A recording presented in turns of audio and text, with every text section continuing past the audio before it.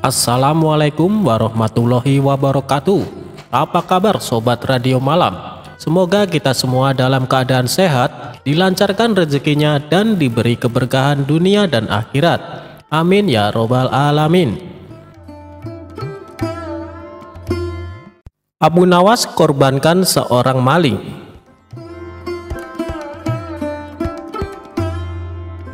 Abu Nawas memiliki istri yang galak, penjemburu, dan cerewet. Sifat itu bukan tanpa sebab, yakni akibat Abu Nawas sering pulang larut malam sehingga membuatnya cemas. Suatu hari Abu Nawas keluar hingga larut malam, dan istrinya gelisah, juga emosi. Berjam-jam ia menunggu suaminya pulang, namun tidak kunjung datang juga. Saking kesalnya, sang istri memiliki rencana. Ia berniat memarahi suaminya dan memukulnya lewat jendela. Waktu pun sudah menunjukkan larut malam, begitu gelap. Namun Abu Nawas tetap tidak kunjung pulang. Tiba-tiba saja istrinya mendengar suara seperti ada orang hendak masuk dari jendela rumah yang terbuat dari kayu. Mendengar suara itu, istri Abu Nawas langsung siap siaga melancarkan aksinya. Ia siap-siap memegang balok untuk memberi pelajaran kepada suaminya itu. Ia berpikir Abu Nawas sengaja masuk rumah melalui jendela karena takut dimarahi istrinya. Kemudian masuklah seseorang melalui jendela yang ukurannya relatif kecil itu. Pencahayaannya yang tidak terlalu terang, seketika istri Abu Nawas memukulnya berkali-kali hingga orang itu terkapar lemas tak berdaya akibat pukulannya yang sangat keras.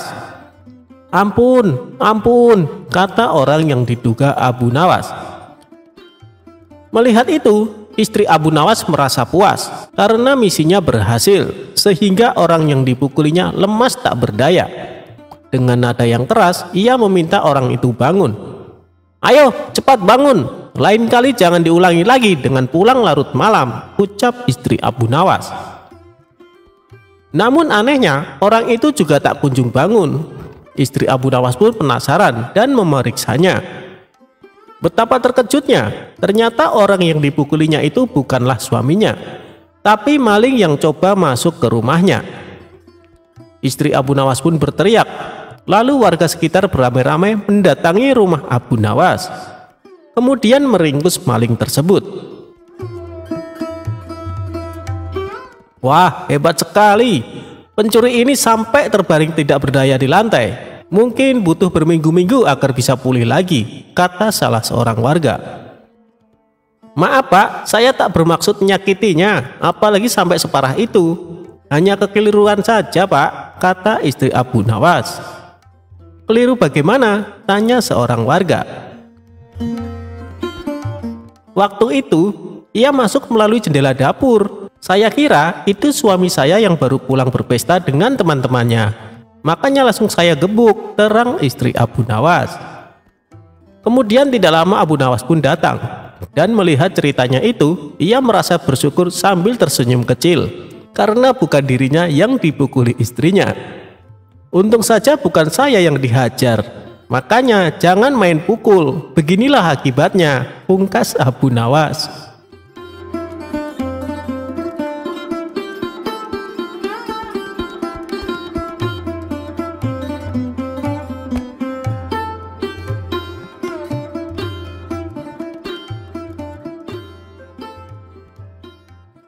Abu Nawas menghitung jumlah bulu keledai.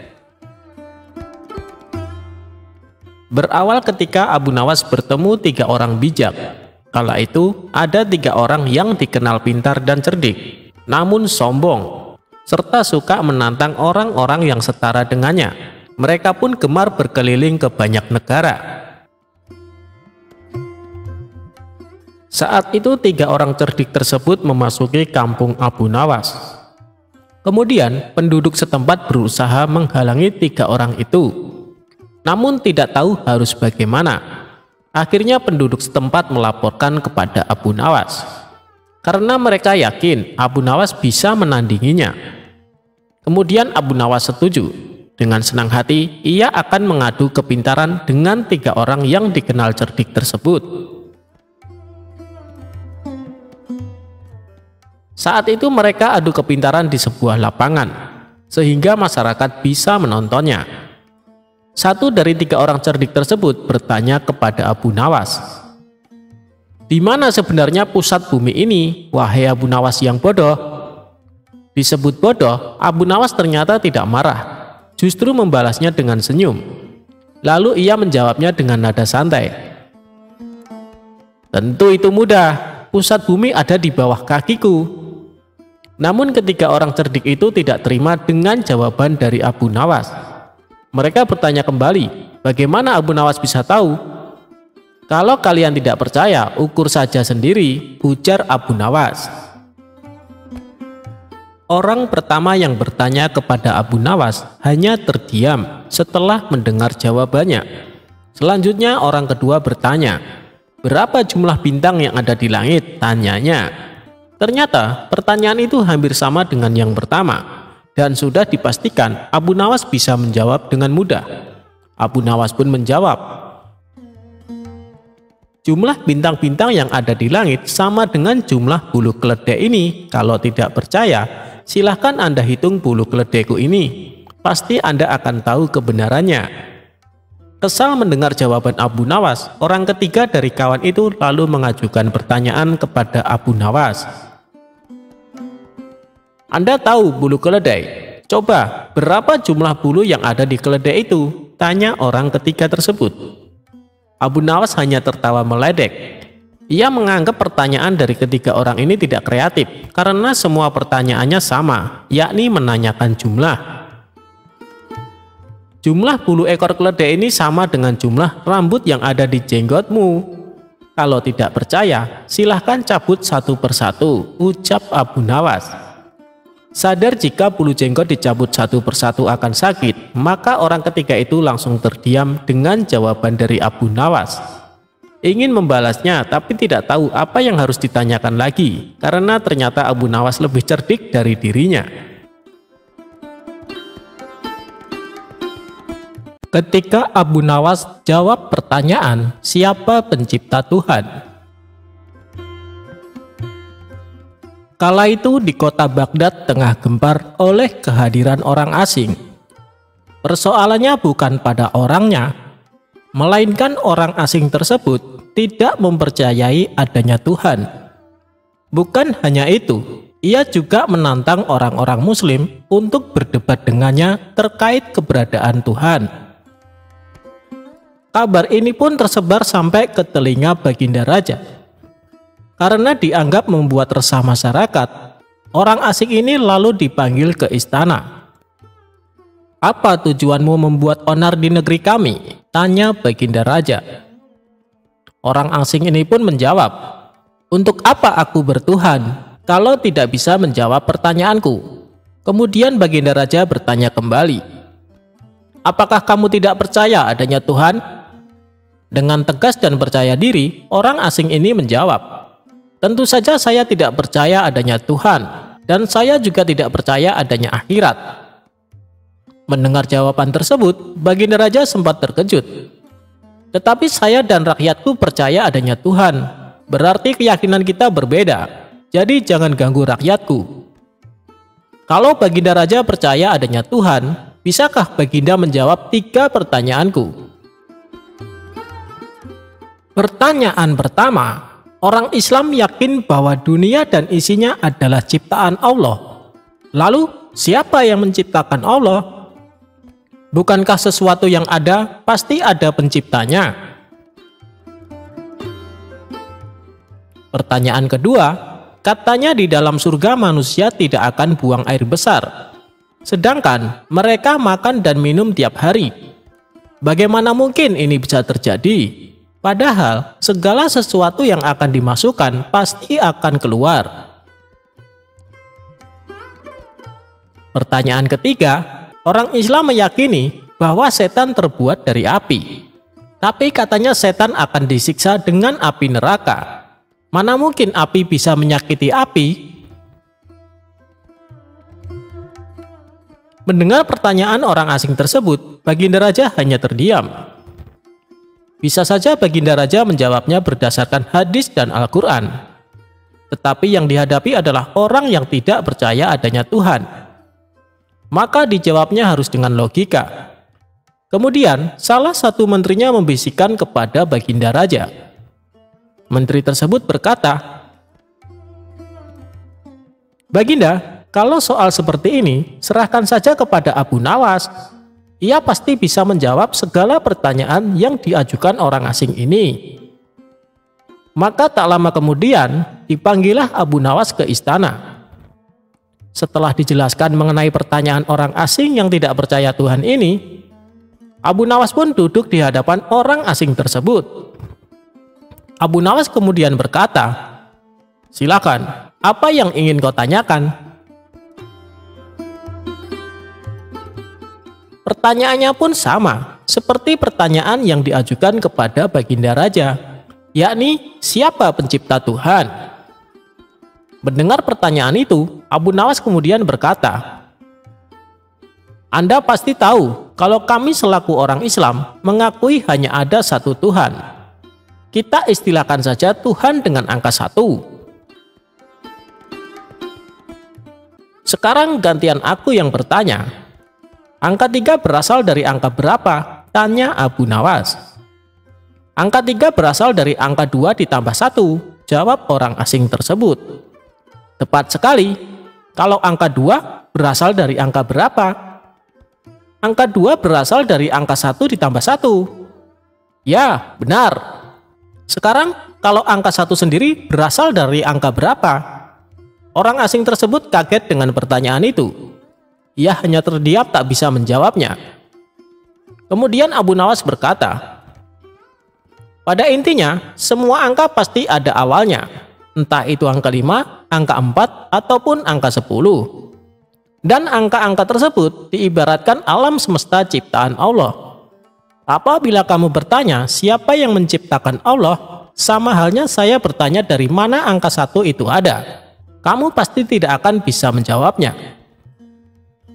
Orang asing itu pun langsung terdiam dan merenungi kata-kata Abu Nawas. "Untuk jawabanmu yang pertama masuk akal juga. Sekarang untuk pertanyaan kedua. Bagaimana mungkin manusia bisa tidak buang air besar di surga?"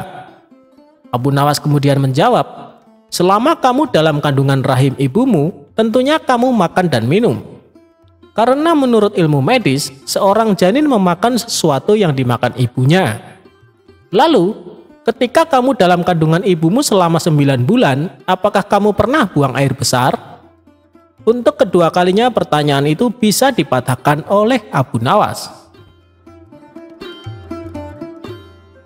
Sekarang pertanyaan terakhir. Bagaimana mungkin api bisa menyakiti api? Sebelum pertanyaan terakhir aku jawab, ujar Abu Nawas, "Kita harus berjanji. Kamu tidak boleh marah." "Tentu saja, saya tidak akan marah," jawab orang asing tersebut. Tiba-tiba, Abu Nawas menampar pipi orang asing itu dengan sangat keras. "Hei, apa-apaan ini? Kalau tidak bisa menjawab jangan emosi dong," ujar orang asing itu. "Siapa yang emosi?" jawab Abu Nawas. "Itu tadi adalah jawaban saya." "Apakah tadi kamu merasa sakit?" "Tentu saja sakit," jawab orang tersebut. "Coba kamu perhatikan tangan saya. Bukankah tangan saya terbuat dari tulang dan daging? Begitu juga dengan pipi kamu. Tapi ketika tangan saya menampar pipi kamu, kamu langsung kesakitan kan? Itulah gambaran sederhana kalau api neraka bisa menyakiti setan. Setan pasti akan merasa kesakitan, meskipun ia sama-sama terbuat dari api."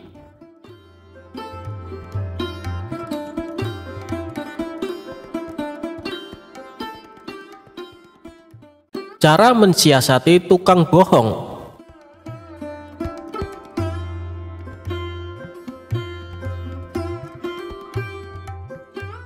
Kawan-kawan Abu Nawas merencanakan akan mengadakan perjalanan wisata ke hutan.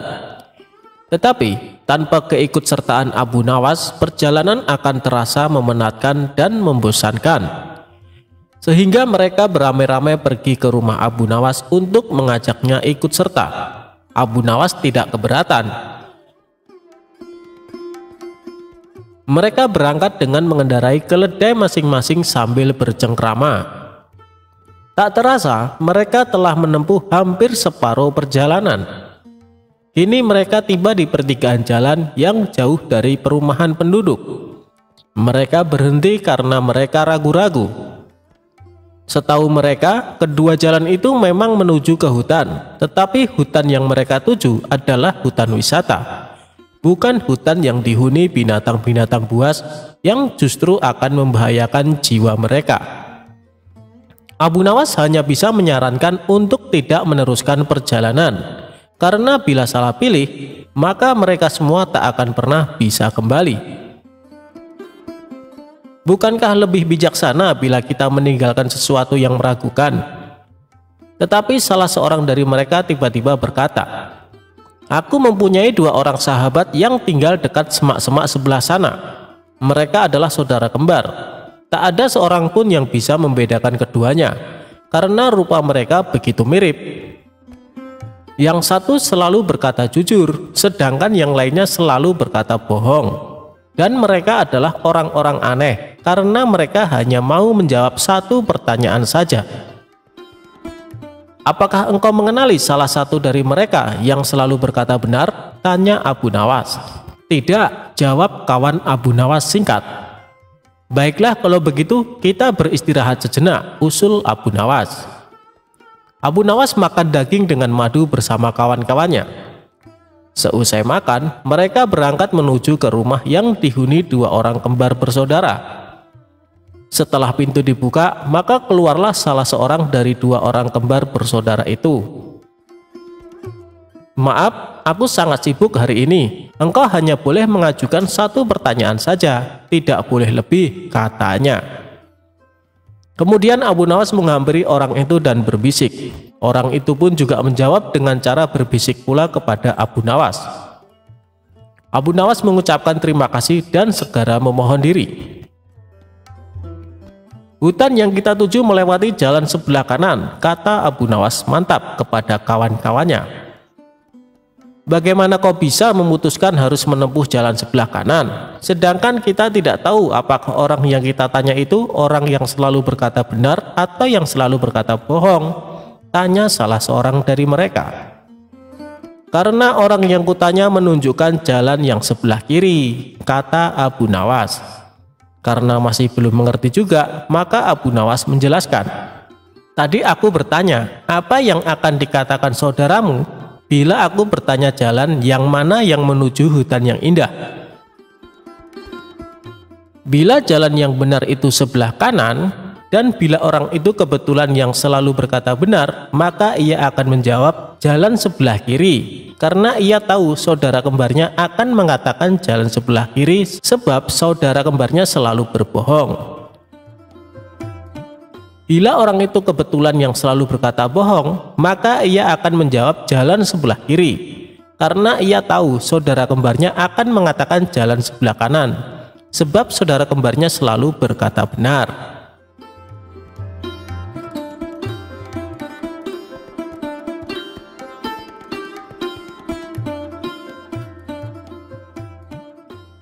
Abu Nawas menitipkan emas kepada perampok.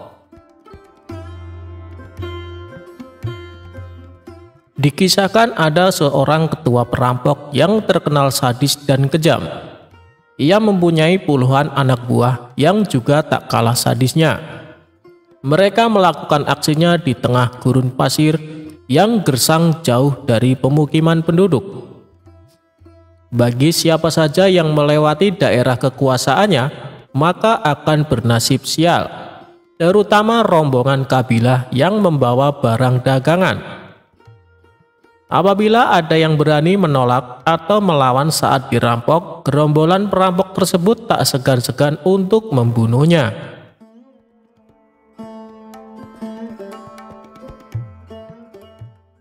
Suatu ketika, Tuan Hamid berencana pergi ke negeri seberang untuk membawakan pesanan sebuah perhiasan emas. Namun Tuan Hamid ragu untuk melakukannya, sebab ia harus melewati gurun pasir yang merupakan kawasan komplotan perampok sadis tersebut. Ia pun bingung dengan situasi yang dialaminya, sementara ia juga harus mengirimkan emas pesanannya secepatnya.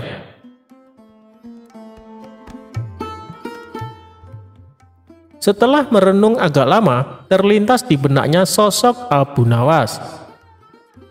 Semoga saja dia bisa membantuku, pikir Tuan Hamid.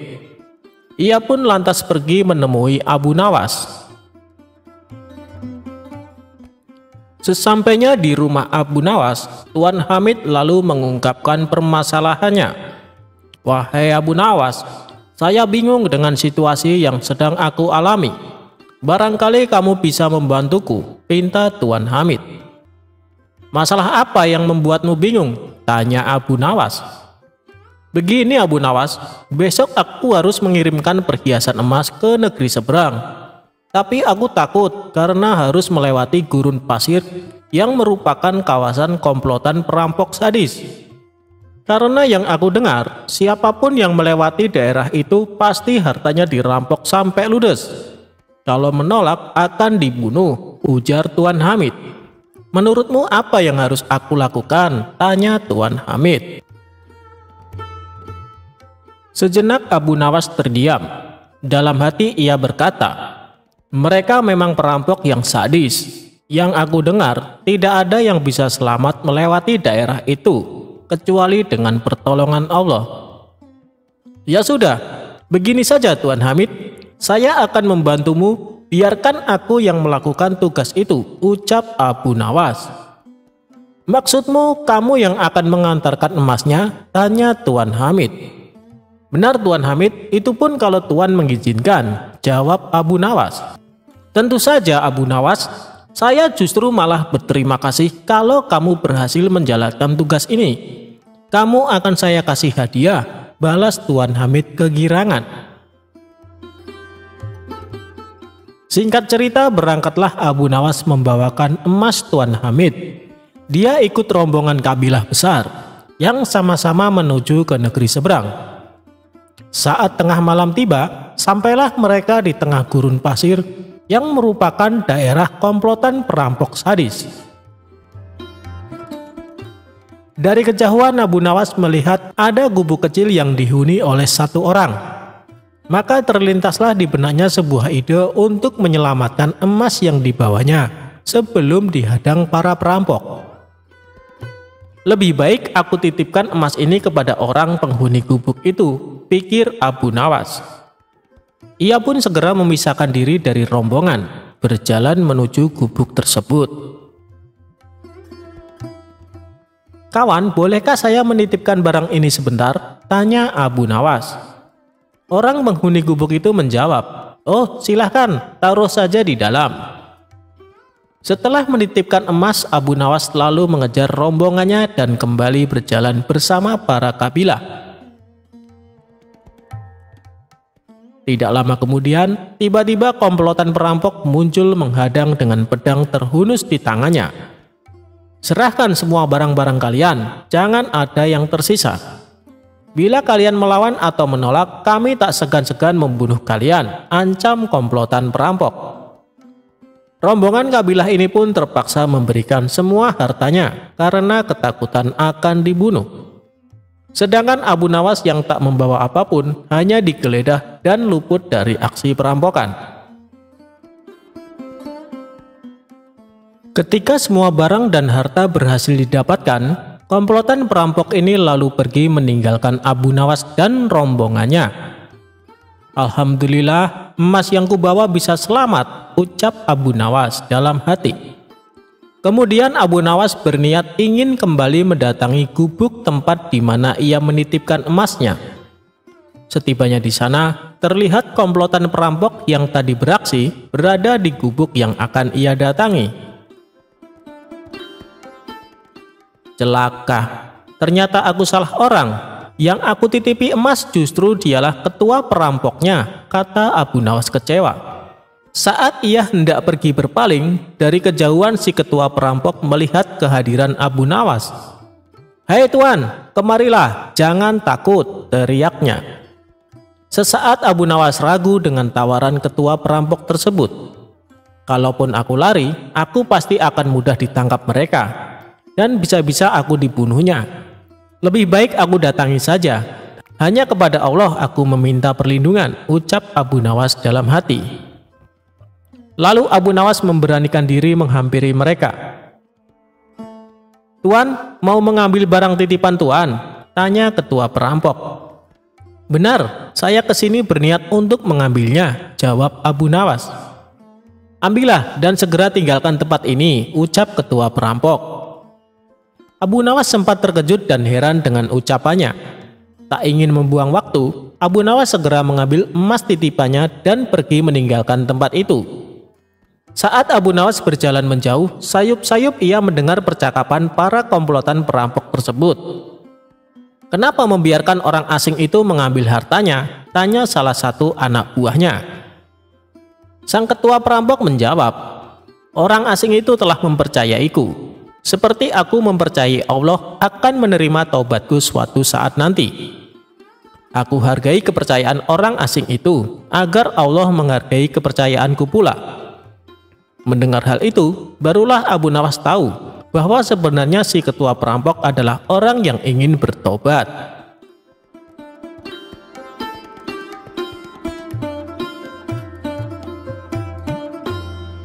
Abu Nawas dituduh mencuri keledai, tapi kok malah Abu Jahal yang dipenjara? Hidup bertetangga kadang ada yang suka dan ada yang kurang suka dengan kita. Itulah yang dialami Abu Nawas. Meskipun dikenal suka menolong, ada saja orang yang tidak suka dengan sosok cerdas dan humoris ini. Sebut saja namanya Abu Jahal. Entah kenapa dia sangat membenci Abu Nawas. Abu Jahal selalu mencari celah untuk memfitnah Abu Nawas, akan tetapi usahanya selalu gagal. Tentu saja hal ini membuat Abu Jahal makin benci kepada Abu Nawas. Sampai pada suatu ketika, Abu Jahal mempunyai rencana yang licik. Dia akan menjebak Abu Nawas supaya namanya menjadi buruk di mata masyarakat. Esok harinya Abu Jahal mulai mengatur strategi. Ia pergi ke pasar untuk membeli sandal. Sandal yang ia beli sama persis dengan kepunyaan Abu Nawas. Abu Jahal juga membayar orang suruhan untuk mengambil keledainya sendiri pada malam hari. Setelah malam tiba, Abu Jahal mulai menjalankan aksinya. Dia sengaja menaruh keledainya di depan rumah dan meletakkan sandal yang sama persis dengan sandal Abu Nawas di halaman rumahnya. Tidak lama kemudian, datanglah orang bayaran Abu Jahal untuk mengambil keledai di depan rumahnya. Setelah orang bayarannya sudah benar-benar menghilang, Abu Jahal mendadak berteriak, "Maling! Maling! Keledaiku dicuri maling!" teriak Abu Jahal pura-pura panik. Sontak teriakan Abu Jahal mengundang perhatian para tetangganya. Mereka lalu berduyun-duyun mendatangi rumah Abu Jahal. "Ada apa Abu Jahal?" tanya salah satu tetangganya. "Keledaiku dicuri maling, tapi malingnya sempat aku pergoki," jawab Abu Jahal. "Kamu berhasil mengenali wajahnya Abu Jahal?" tanya tetangga yang lain. "Enggak sih, karena waktu aku mergoki, malingnya langsung panik dan lari terbirit-birit sampai meninggalkan sandalnya," kata Abu Jahal sambil menunjukkan sandal di halamannya. "Loh, ini kok seperti sandal Abu Nawas? Tapi masa iya sih Abu Nawas mencuri keledaimu?" ujar tetangganya tidak percaya. "Ya, namanya orang lagi kilap, apapun pasti dilakukannya. Apalagi sekarang Abu Nawas sudah lama tidak diberi hadiah bagi neraja. Pastinya dia tidak punya uang lagi untuk beli makanan," ucap Abu Jahal memprovokasi. Akibat hasutan Abu Jahal ini, para warga mulai tersulut emosinya. Abu Nawas yang sedang asik tidur di rumahnya langsung dipaksa dan diarak warga menuju istana. "Ada apa ini? Apa yang kalian lakukan?" tanya Abu Nawas bingung. "Sudah, kamu diam saja, kamu harus mempertanggungjawabkan perbuatanmu," tegas Abu Jahal. Dalam hati Abu Jahal berkata, "Kali ini aku berhasil menjebakmu Abu Nawas." Ia pun tersenyum jahat kepada Abu Nawas. Setibanya di istana, Baginda Raja kaget ada rombongan warga datang. Terlebih lagi, di situ ada Abu Nawas dengan kondisi tangan terikat. "Ada apa ini? Kenapa malam-malam datang kemari?" tanya Baginda Raja. "Ampun Paduka yang mulia, hamba mau melaporkan keledai hamba dicuri Abu Nawas," jawab Abu Jahal. Abu Nawas yang mendengar pengaduan Abu Jahal hanya terdiam. Ia menunggu saat yang tepat untuk membongkar kedok Abu Jahal. "Memangnya kamu punya buktinya Abu Jahal? Apakah keledaimu ada di rumah Abu Nawas?" tanya Baginda Raja. "Keledainya memang tidak ada di rumah Abu Nawas. Bisa saja dia menaruhnya di tempat lain Paduka yang mulia. Tapi saya punya bukti yang lain," ucapnya. "Coba tunjukkan bukti yang kamu punya Abu Jahal," perintah Baginda Raja. Ia lalu menunjukkan sandal yang mirip dengan milik Abu Nawas. "Ini buktinya Paduka yang mulia. Waktu hamba memergoki, Abu Nawas lari terbirit-birit sampai meninggalkan sandalnya di halaman rumah hamba," tutur Abu Jahal. "Apa benar itu sandal kamu Abu Nawas?" tanya Baginda Raja kepada Abu Nawas. "Bukan Baginda Raja, tapi sandal itu memang mirip dengan sandal hamba," jawab Abu Nawas. "Kamu jangan coba mengelak Abu Nawas. Jelas-jelas itu sandalmu," bentak Abu Jahal. Sudah, berikan saja sandal itu kepadaku," pinta Baginda Raja kepada Abu Jahal. Setelah Abu Jahal memberikan sandal tersebut, Baginda Raja lalu memanggil Abu Nawas. "Abu Nawas, kemarilah. Coba pakai sandal ini," perintah Baginda Raja. Setelah dicoba, sandal yang dibawa Abu Jahal tidak muat di kaki Abu Nawas. Melihat hal itu, Abu Jahal mulai belingsatan, mukanya pucat dan keringat dingin mulai keluar dari tubuhnya. "Ini jelas-jelas bukan sandal Abu Nawas. Kamu jangan menuduh orang sembarangan. Atau jangan-jangan kamu ingin memfitnah Abu Nawas?" bentak Baginda Raja geram kepada Abu Jahal. Dengan mulut terbata-bata, Abu Jahal menjawab, "Maaf Paduka yang mulia, hamba kira itu sandalnya Abu Nawas." Ternyata Abu Jahal salah perhitungan saat membeli sandal yang mirip dengan sandal Abu Nawas. Abu Jahal tidak mencocokkan dengan ukuran kaki Abu Nawas. Di saat Abu Jahal mulai terbongkar rencana busuknya, Abu Nawas langsung melancarkan aksinya. "Begini Paduka yang mulia, sebenarnya Abu Jahal sudah berulang kali mencoba berbuat jahat, tapi rencananya selalu bisa hamba gagalkan," ungkap Abu Nawas. Perkataan Abu Nawas ini juga dibenarkan oleh para warga. "Benar Baginda, benar apa yang dikatakan Abu Nawas. Kami sungguh sangat menyesal dan kecewa karena kali ini kami termakan hasutan Abu Jahal. Kami minta maaf Abu Nawas," ucap para warga. Abu Nawas pun memaafkannya karena pada dasarnya mereka hanya termakan hasutan Abu Jahal. Sementara Abu Jahal langsung dimasukkan ke penjara atas perbuatan yang dilakukan.